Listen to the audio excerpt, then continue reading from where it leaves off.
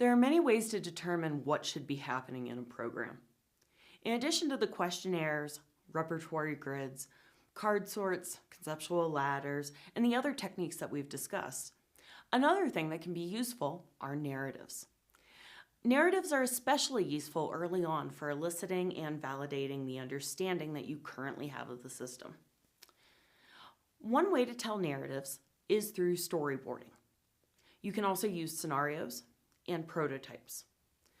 With prototyping, you could do a prototype, or you could also create an actual working product. And we'll go through the differences there. Please note that when I say working product in an agile environment, I mean that the product actually executes. It is not complete, but it does work. You're adding individual features that work each individual iteration. You show how it works. Then you get feedback to keep growing and make happy paths and sad paths as identified by the users through the storyboards and the scenarios as they're needed. Happy and sad paths will be discussed shortly. All of these different techniques can be used in any software development lifecycle. The terms that I just used, though, of storyboarding, scenarios, I'll also mention user stories, these are things that are usually heard within an agile environment. So, how do we get requirements? First, we're trying to ask, how are things running on the system as it is? Then, how should they be on the system to be? One of the loosest forms to represent these kinds of questions is a storyboard.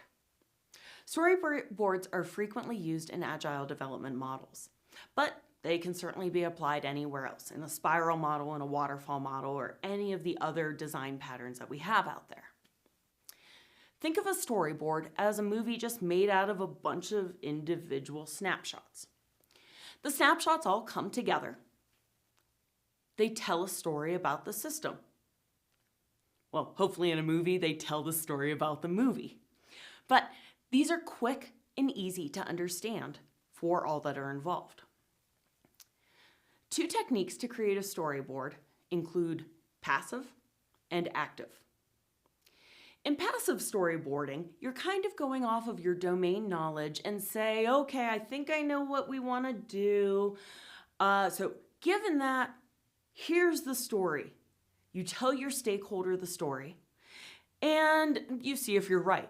You have your stakeholders go through that story with you and have them explain and validate your statements. In active storyboarding, on the other hand, stakeholders are saying, here's what we want to do, and you kind of create the storyboard together. The stakeholders are contributing to joint exploration. This is useful when you aren't really sure what's going on. You're working together in a very active way. In either technique, you need to determine how the story of the software is coming together. In addition to determining the main actors, also you need to ask, who are the rest of the cast? Do you have walk-ons in the background? Who all do you need to talk to?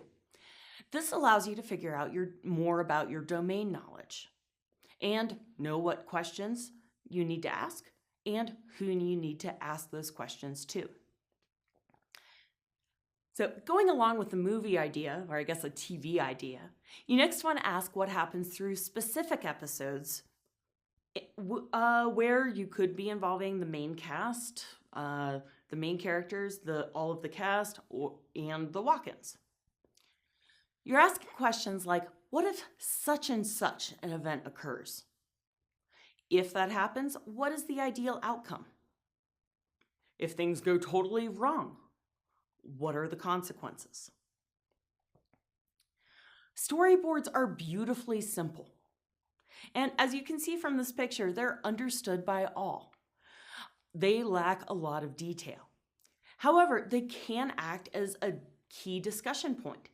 You're getting started. If you are really, really bad at art, remember that drawing stick figures, totally fine. I don't mean that as a joke. Seriously, a lot of these drawings, these storyboards, and the scenarios that we'll be talking about here are being drawn out on napkins when you go to a lunch meeting and you're discussing possibilities, or maybe Skyping over the phone, or things like that. They look horrible. It's okay. In this picture, you see a very simple example of a happy path of a prank. In this picture, the kid wants to play a trick on his friend. So the kid puts $1 or something. We're going to assume that we're putting it on a string, and we're going to assume that the friend cannot see that string. And the person who's pulling the prank goes and hides behind a bush. The friend walks by, says, "Oh, $1!" And they try to pick it up. The hacker of the situation then subtly, or maybe very quickly, pulls away the trap. They pull away the $1. There are many possible consequences after that happens. The happy path is that the friend's tricked, and they go, how did I fall for that? And they start laughing. Or they could get really mad. Or in trying to get the $1, they could fall, and in doing so, fall into the street, get hit by a passing car. Okay, that went into the morbid side of things. But let's come back to the idea of what we're doing in dealing with software requirements. We have happy paths, we have sad paths. Happy paths are what we expect to happen. In this example, the friend gets tricked. Both laugh over it. The sad paths are basically all of the other possibilities. Sad paths are things in your program that are totally feasible, but just not quite what you want. As another example, if you were searching for, say, a movie title online, we go onto, let's say, Amazon, and we look for some movie. The happy path would be that you type in the title of the movie and, hey, movie pops up. Good. A sad path would be that Amazon does not find it, or whatever movie searcher you're using. The question is then what happens? If you were creating a site like this, you could have the user add the movie in themselves and continue the growth of the system. You could give an error and just say, sorry, it's not here. Or your whole system could crash. Note that sad paths are different from exceptions in code. If you do a lot of coding, exceptions are things where you're catching code that could kill the program. It could modify answers within your program so that the program is able to continue to proceed, or might give an error. We've all seen exception code, and we've worked with errors. But these are different from sad paths in that exceptions deal with recovery. Sad paths deal with the stuff that we just hope won't happen. It's not what we necessarily expect, but it really is likely at any point.